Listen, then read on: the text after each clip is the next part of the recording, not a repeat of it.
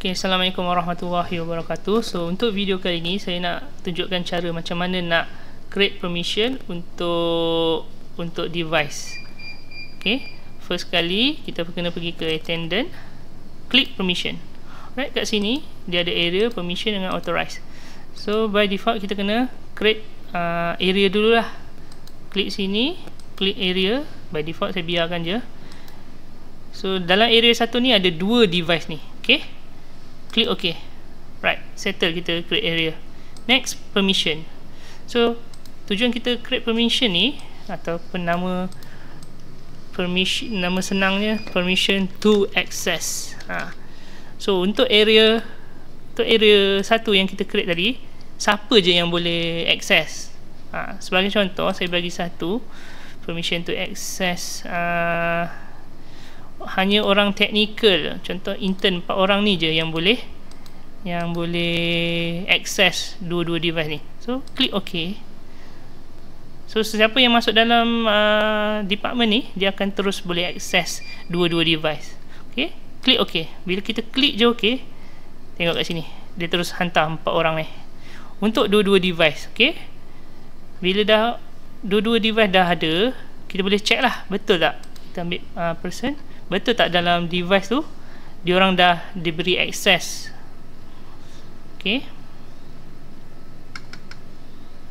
so kita check sama juga macam sebelum ni. Kita check face out tadi tak ramai, kosong kan. Kita check betul tak ada 4 orang ni. Okay, ada 4 orang tu. Right, sama juga kalau kita nak bagi permission untuk semua, kita just pergi dekat sini. Saya delete ni semua, add semualah, atau semua kat sini. So siapa yang masuk ni semua saya bagi OK. Bila klik OK, so dia akan bagi dia hantar semua data yang siapa yang masuk dalam group management, siapa yang masuk dalam group finance, technical dan intern. So dia akan hantar semua. Kalau tengok dia hantar 29 ni, semua boleh hantar. Okay, dah ni kita check balik kat person, extract. Contoh out kan, out tadi kosong.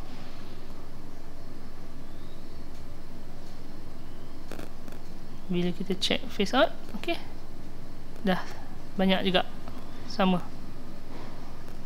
Alright. So salah satu kelebihan bila kita buat permission ni, kita bagi contoh kita bagi contoh, ambil lah nama saya nak tukar nama pendek. So kita boleh edit dan benda tu automatic synchronize. Contoh ni saya nak nama pendek, saya buang nama ni complete. Bila saya tekan yang complete, automatic dia hantar face in dengan face out. So kita boleh check lah betul ke nama saya dah tukar jadi pendek je.